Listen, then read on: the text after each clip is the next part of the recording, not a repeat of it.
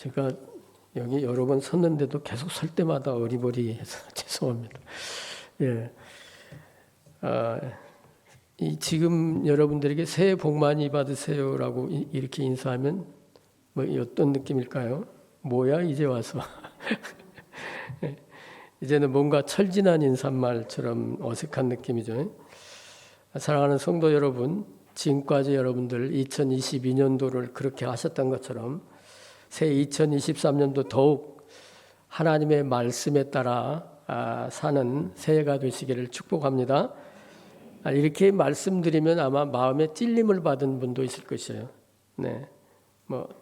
작년 한 해 그렇게 열심히 살지 못했는데 이렇게 생각할 수도 있습니다. 그러나 괜찮습니다. 더욱더 분발하셔서 새해에는 하나님의 말씀에 집중하셔서 말씀 따라 사시는 저와 여러분이 되시기를 축원합니다. 디모데전서 1장 12절에 보니까 바울이 이렇게 고백을 했습니다. 그리스도 예수 주께 우리 주께 감사함은 나를 충성되이 여겨 내게 직분을 맡기심이니 그렇게 말씀했어요. 바울은 자신이 내가 신실한 충성된 종이라고 하지 않고 우리 주님께서 자신을 충성되이 여겼다고 그렇게 표현을 하고 있습니다. 이것은 바울이 우리 주님의 긍휼과 은혜에 의지하는 그런 마음이죠. 내가 양심적으로 내 자신을 이렇게 되돌아보면 부족한 것이 많죠. 부족한 것이 많고 때로는 함량 미달인 것도 많았지만 그래도 하나님께서 나를 충성되다고 여겨주시고 간주해 주셨다고 하는 것입니다. 여러분들 사실 칭이라고 하는 게 뭡니까? 칭이라고 하는 것은 하나님이 우리를 의롭다고 칭하시는 것이죠. 하나님이 우리를 의롭다고 칭하는 것입니다. 그래서 이 칭의는 나라고 하는 그런 죄인이 기준이 아니라 누구를 통한 은혜입니까? 예수 그리스도의 십자가의 구속의 은혜인 것이죠. 그분의 구속의 은혜 때문에 그것을 믿음으로 내가 죄인임에도 불구하고 나를 의롭게 간주해 주시는 하나님의 은혜가 칭인 것이죠. 새해를 시작하는 성도 여러분, 우리는 이 은혜를 힘입어서 지금 이 성전에 나와 하나님께 예배하고 있는 줄 믿습니다. 부족하고 연약하지만 그럼에도 하나님의 은혜를 의지하고 나아가는 것입니다. 하나님께서는 이미 다 아시죠. 2022년도를 보내고 새해를 맞이하는 송구 영신 예배 때 여러분들 아마 대부분 그렇게 하셨을 것입니다. 새해는 신앙생활을 더 잘하겠다고 또 말씀대로 순종하며 살겠다고 그렇게 다짐했을 것입니다. 그럼에도 불구하고 또 실수하고 넘어지고 다짐대로 온전히 못하는 우리의 연약한 인생을 하나님은 다 아십니다. 그럼에도 불구하고 이 모습 이대로 하나님께서 나와서 우리의 연약함을 인정하고 도우심을 구하고 예배하는 여러분들을 하나님께서 귀하게 보시는 줄 믿습니다. 내가 이러고도 어떻게 하나님께 나아가? 나는 그럴 수 없어. 이런 것이 마치 양심적인 것처럼 보이겠지만 이런 사람들은 더 문제가 있습니다. 그런 분들은 고칠 기회가 없는 것이죠. 사랑하는 성도 여러분, 여러분들이 혹시 실수가 있고 또 넘어지고 잘못을 하더라도 하나님께 나오시기 바랍니다. 하나님 아버지는 그런 연약한 모습까지도 사랑하시고 용납해 주시는 또 그걸 준비가 되어 있으시는 하나님임을 믿습니다. 하나님은 여러분 한 분 한 분을 다 사랑하십니다. 그 사랑을 확인하고 믿고 느끼며 살아가는 새해가 되시기를 간절히 축원합니다. 그리고 그 하나님의 사랑에 반응하고 또 민감하게 응답하며 살아가는 우리 모든 성도님들이 되시기를 축복합니다. 하나님께서는 이 포기할 수 없는 사랑 때문에 이 땅에 오신 것 아닙니까? 예수 그리스도께서 그분이신 것이죠. 그분은 이 순간에도 여러분 안에 성령님으로 함께 계신 줄 믿습니다. 자, 오늘 본문에 보니까 하나님께서는 아브라함을 찾아오셨습니다. 우리는 다른 종교와 달리 우리가 열심히 노력하고 돌을 닦아서 절대자를 찾아가는 그런 종교가 아니죠. 우리는 누가 찾아오십니까? 하나님이 찾아오신. 하나님이 그분이 우리를 찾아오신다고 하는 것입니다. 그런데 창세기를 통해서 나타나는 인생들의 모습은 어떤 모습이에요? 그 인생들의 모습은 심판의 대상일 수밖에 없습니다. 틈만 있으면 하나님을 대적하고 불순종하는 모습을 여러분들이 보게 됩니다. 하나님을 기쁘시게 하는 삶이 아니라 자기 자신에게 충실한 그런 삶의 모습인 것이죠. 욕심과 쾌락을 일삼는 그런 인생들입니다. 하나님이 아벨의 죽음 이후에 그를 대신해서 셋이라고 하는 약속의 자손을 허락하셨습니다. 그러나 그 셋 역시도 세월이 지나감에 따라서 구별된 백성으로서의 정체를 잊어버리고 세상과 동화되어 버리죠. 세상에 하나님이 주신 그런 가치대로 살아가는 것이 아니라 세상에 흘러가는 그런 가치를 가지고 살아가며 하나님이 그들에게 주신 하나님의 자녀된 그런 모습, 정체를 다 잃어버리게 됩니다. 그래서 하나님은 심판을 하시게 되는 것이죠. 노아 홍수 사건, 또 바벨탑 사건을 통해서도 어찌할 수 없는 타락한 인생들의 모습을 여러분들을 보게 되는 것이죠. 이런 사건들을 통해서 우리의 인생은 하나님의 은혜가 아니면 도저히 존재할 수 없는 그런 연약한 인생임을 보게 되는 것입니다. 그리고 또 바벨탑 사건 이후에도 어떻습니까? 하나님이 그들의 교만을 꺾으시고 그들의 언어를 혼란케 해서 다 흩으셨지만 또 흩어진 그곳에서 자신들을 위해서 삽니다. 하나님을 위해서 살아가는 것이 아니라 자신들만을 위해서 살아가는 것이죠. 그런데 그런 가운데서도 하나님은 택한 백성들의 구원의 그 끈과 계획을 포기하지 않으시고 구원의 끈을 이어가십니다. 그 사람이 바로 오늘 등장하는 아브라함입니다. 그런데 왜 하나님께서 이 많고 많은 사람들 중에 아브라함을 선택하셨습니까? 하나님이 그를 선택한 데는 아브라함에게 어떤 이유가 있었습니까? 그가 자질이 특별히 뛰어났다거나 또 인격이 뛰어났다거나 그런 사람이었습니까? 그런 것이 아닙니다. 전적으로 하나님이 그를 선택한 것입니다. 무조건 선택하신 하나님의 은혜였던 것이죠. 우리도 마찬가지죠. 우리가 지금 이 시간에 나와서 하나님 전에 나와서 예배드리게 되는 것도 구원받아 하나님의 택한 백성이 된 것도 마찬가지입니다. 우리는 구원받기 위해서 내가 스스로 갖추고 행한 것이 아무것도 없습니다. 우리에게 구원받을 만한 아무런 조건이 없습니다. 그런데도 불구하고 하나님께서 우리를 무조건 선택하시고 오직 은혜로 우리를 부르시고 구원해 주셨습니다. 우리는 이 일을 생각하면 늘 감사할 수밖에 없죠. 이 구원의 은혜를 우리가 날마다 되새기면 도저히 나를 나타낼 수가 없어요. 내가 교만할 수 없는 것이죠. 늘 그 은혜 때문에 우리는 낮아질 수밖에 없는 것입니다. 하나님께서 어떻게 나 같은 죄인을 구원해 주셨습니까? 여러분 모두에게는 이 시간 예배 드리는 여러분들에게는 이 감사와 감격이 있습니까? 그 감사와 감격을 우리가 잊어버리면 안 됩니다. 아브라함은 하나님께서 특별하게 선택해서 부르신 것입니다. 그리고 오늘 말씀을 통해서 명령하십니다. 뭐라고 명령하십니까? 오늘 하나님께서는 아브라함을 떠나라고 말씀합니다. 지금껏 아브라함은 그의 조상, 가족, 친척 그리고 오랜 세월 익숙하게 살아왔던 모든 터전과 인간관계 모든 것을 다 내려놓고 때로는 그에게 자부심과 자랑거리로 여겼던 땅, 또 그리고 울타리가 되었던 친척, 또 위로와 보호막이 되었던 가족으로부터 떠나라고 그런 엄청난 명령을 받습니다. 바로 천지와 우주 만물을 말씀으로 창조하신 그 하나님의 말씀이 아브라함에게 이 시간 명령하고 있는 것입니다. 떠나라. 어디를 떠나라고 말씀합니까? 고향을 떠나라고 말씀합니다. 그리고 친척을 떠나라고 말씀하시고 또 가족을 떠나라고 그렇게 말씀합니다. 지금 이곳에 예배드리는 분 가운데는 수원에서 태어나신 분들이 많지 않으신 것 같습니다. 대부분이 다 고향을 떠나서 이곳에 오신 분들이 대부분이 아닐까 이런 생각을 합니다. 경상도, 전라도, 강원도, 충청도 여러 군데에서 이렇게 떠났을 것입니다. 어렸을 때 부모들의 손에 이끌려서 이사한 사람들은 별로 그런 고민이 없겠지만 물론 어린 시절에도 익숙한 곳, 친했던 친구들을 떠나는 것은 쉽지 않은 그런 일이죠. 여러분들 옛날 노래 가사에 그런 가사 있죠. 이사 가던 날. 표정이 가사가 생각나시나 모르겠어요. 이런 가사가 있었어요. 한 70년대 나온 노래 같은데 이사 가던 날 뒷집 아이 돌이는 각 시대에 놀던 나와 헤어지기 싫어서 장독대에 숨어서 하루를 울었고. 기억나십니까?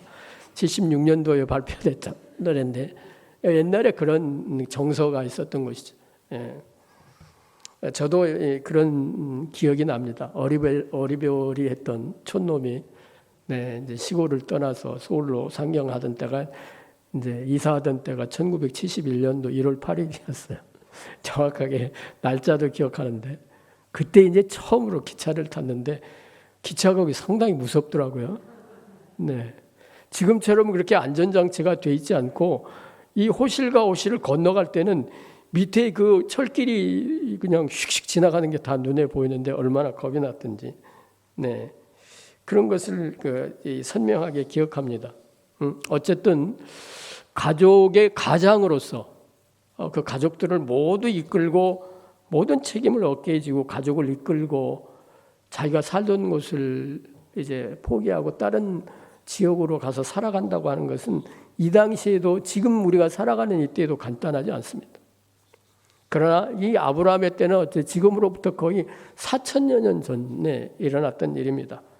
지금까지 그에게 익숙했던 그리고 길들여졌던 모든 삶의 그 터전과 또 인간관계 이런 것을 모두 다 내려놓고 떠나라고 하는 것입니다. 그것은 쉽지 않은 명령이죠. 너무나 어려운 명령이었습니다.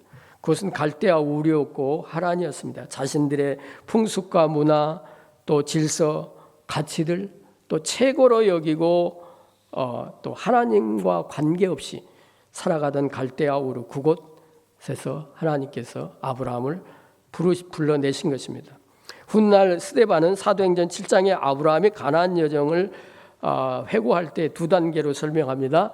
아브라함이 우르를 거할 때 이미 하나님의 명령을 받았습니다. 그리고 그 명령에 순종한 첫 단계로 이제 하란으로 이주하게 되었죠. 그리고 그곳에서 이제 그의 아버지 데라가 죽은 후에 가나안을 향했다고 그렇게 밝히고 있습니다. 아브라함은 하나님이 명령하신 대로 전혀 알지 못했던 새로운 삶으로 이제 떠나라고 하는 명령을 받게 된 것입니다. 먼저 하나님께서 아브라함에게 뭘 명령하십니까? 고향을 떠나라고 명령합니다. 그리고 친척을 떠나라. 또 너희 아버지 집을 떠나라고 하십니다. 이것은 순서대로 하면은 점점 어떻게 됩니까? 점점 어려워지죠. 가정을 떠나야 되고 또 인간관계인 친척을 떠나야 되고 또 가족을 떠나야 되는 어려운 순서들입니다. 이 말씀은 그냥 어떻게 보면 너무 좀 황당한 명령이죠. 눈 딱 감고 떠나라고 하는 것입니다. 지금까지 너에게 익숙한 모든 것을 내려놓고 떠나라는 것입니다. 너 자신을 온전히 나에게 드리라. 이런 말씀으로 우리가 이해할 수 있을 것입니다. 강력한 결단을 요구하는 명령입니다. 삶의 터전을 옮기는 것은 지금처럼 쉽지 않습니다. 지금처럼 왕래가 자유롭고 용이하지도 않는 또 직업이 다양한 때도 아니었습니다. 하나님의 이 엄청난 명령 앞에 아브라함이 선 것입니다. 그런데 아브라함은 그 명령을 또 따라 행하는 것이죠. 그 다음에 또 명령이 뭔가 하면 가라 하는 것입니다. 믿음은 떠나는 것과 동시에 또 가라고 하는 그 명령을 따라가는 것입니다. 하나님께서 아브라함에게 그의 본토 친척 아비집을 떠나라고 하셨습니다. 그리고 하나님께서는 그에게 지시할 땅으로 가라고 그렇게 말씀합니다. 떠나라는 것만 아닙니다. 이제부터는 하나님이 지시하시는 곳으로 가라고 하는 것입니다. 이 말씀은 이미 다 하나님이 갈 장소를 아브라함에게 말해놓고 다 목적지를 얘기해놓고 가라는 것이 아니에요. 앞으로 하나님이 지시할 그때 지시할 땅으로 가야 된다고 하는 것이죠. 이 말은 무슨 말입니까? 매일매일 시시각각의 그의 움직임과 태도와 모든 것이 누구에게 집중되어야 그것을 가능케 합니까? 하나님께 집중돼야 돼요. 하나님의 입술과 하나님의 손가락에 그의 눈과 마음이 집중되어야만 그 명령을 따라 행할 수가 있는 것입니다. 그래서 저는 이 말씀을 보다가 일용할 양식이란 이런 그 문구를 생각해 보았습니다.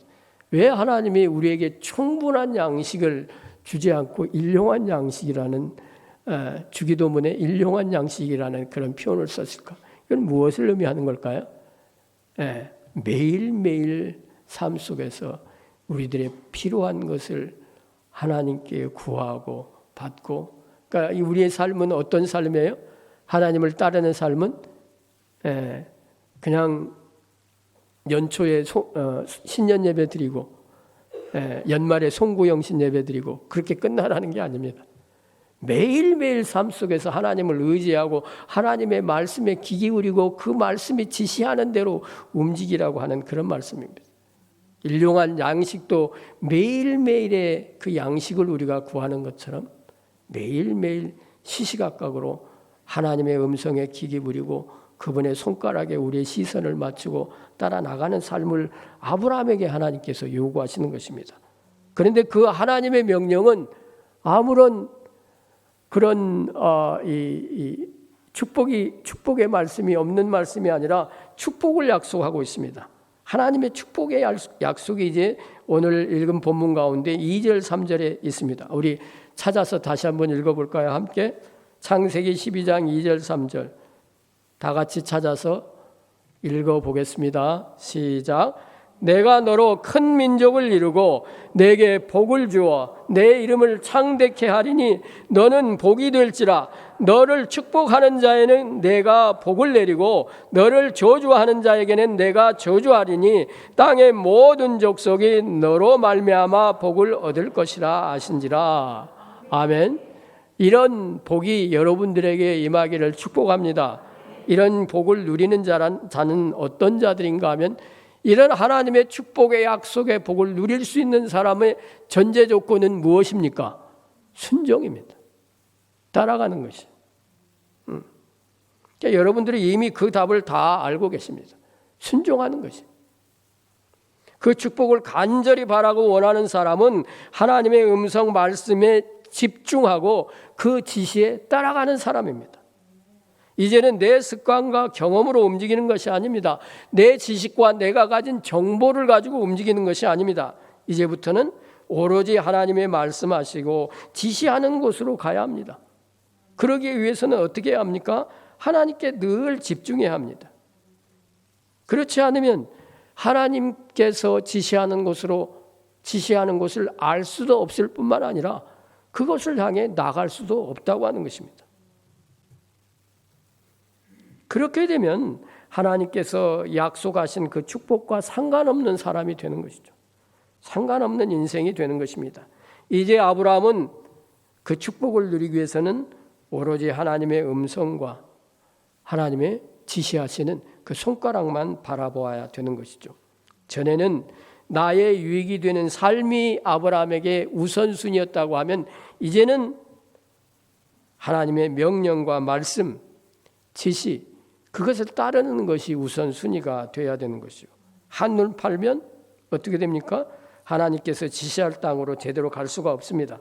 하나님의 손가락에 시선을 집중할 수가 없습니다.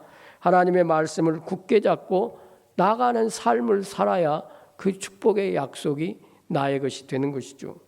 새해를 맞는 성도 여러분, 하나님께서 주신 목적지 또 사명에 집중해서 길을 가는 여러 성도님들이 되시기를 축원합니다.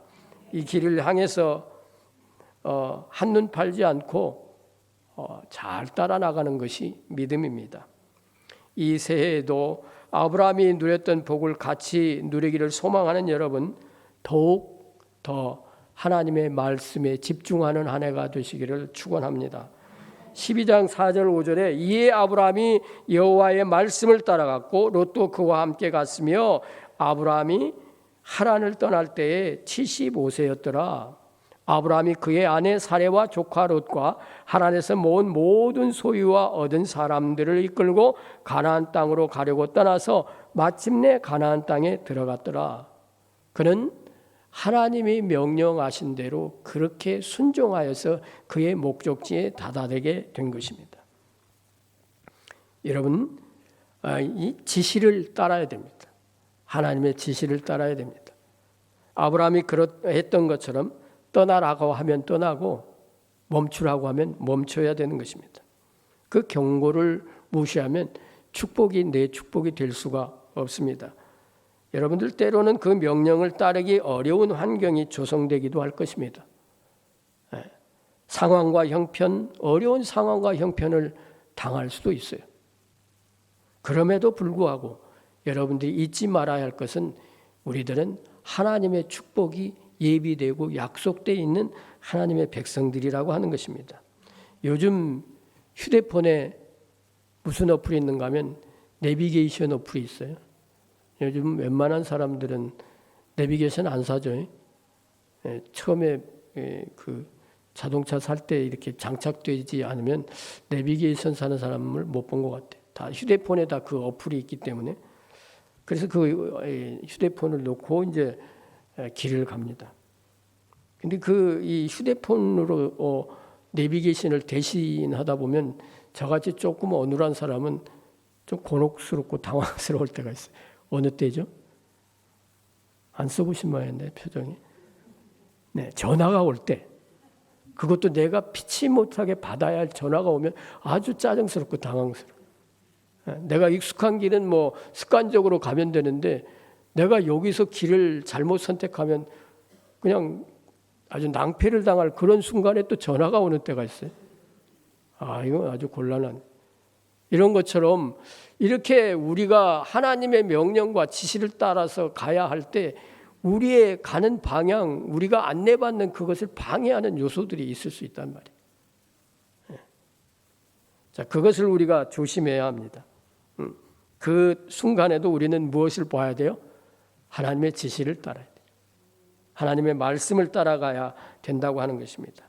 매일매일 시시각각으로 하나님의 말씀과 하나님의 지시, 하나님의 음성에 집중하시는 새해가 되시기를 축원합니다. 히브리서 기자는 11장 8절에 아브라함의 믿음에 대해서 이렇게 기록하고 있습니다. 믿음으로 아브라함은 부르심을 받았을 때에 순종하여 장래의 유업으로 받을 땅에 나아갈새 갈 바를 알지 못하고 나아갔으며 그렇게 말씀했어요. 그러니까 아브라함이 자기가 갈 목적지를 알고 떠난 것이 아니라 알지 못하고 하나님의 손가락, 하나님의 음성만을 의지하고 나섰다고 하는 것입니다. 하나님께서 아브라함에게 말씀하셨을 때에 아브라함의 눈에 보이는 것은 아무것도 없었어요. 그가 확신할 수 있는 것은 아무것도 없었습니다. 그럼에도 불구하고 알지 못했지만 하나님의 말씀을 순종하고 나갔던 것입니다. 이것이 아브라함의 믿음이죠. 이것이 참 믿음인 것입니다. 결국 그렇게 하나님의 말씀을 따라갔던 아브라함은 하나님의 축복의 약속을 누리게 되었던 것입니다. 이 새해 이 자리에 예배드리는 우리 모든 성도님들이 바로 이 아브라함의 믿음과 순종을 기억하시기를 바랍니다. 그래서 여러분들도 역시 이 새해도 하나님의 말씀에 더욱 집중하시고 하나님이 지시하는 곳을 따라서 순종하며 나가시는 여러분들이 되시기를 축복합니다. 그래서 아브라함이 누린 축복을 함께 누리시는 우리 모든 성도님들이 되시기를 예수님의 이름으로 축원합니다. 이 시간은 우리 기도 제목을 따라 잠깐 우리 함께 기도할까요?